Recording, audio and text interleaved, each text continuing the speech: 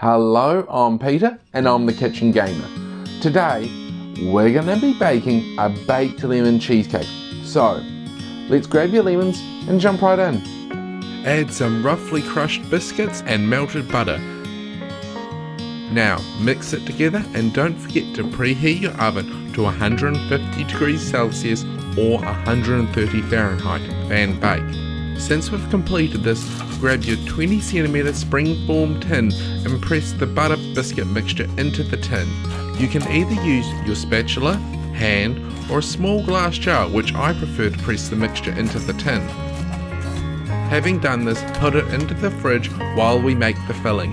In a food processor, add your softened cream cheese, sour cream, lemon zest, lemon juice, flour, and caster sugar. If you've made a mess like me, grab your spatula and move the ingredients around so you can then put the top on. Now blend it together until it's nice and smooth. With it smooth, add your egg. And if it's a bit stiff, grab your spatula again and stir it in a bit, and then continue blending it until the egg is well combined. Having combined everything, grab your base from the fridge and pour the filling into your tin. With that now done, put it in the oven for 1 hour and 50 minutes or until firm. With the baking completed, remove it from the oven and let it cool for 30 minutes. Then transfer it to the fridge for at least 6 hours.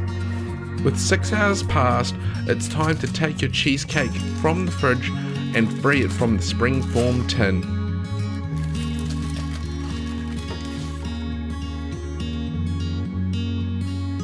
Now it's free, grab a knife and cut into it and grab a slice and serve it with the choice of your ice cream.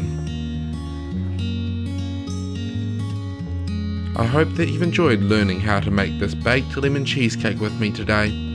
Don't forget to leave a comment below to let me know what you'd like to see, along with hitting the subscribe button to stay informed when the next video comes out of the oven. So, until next time, enjoy the kitchen.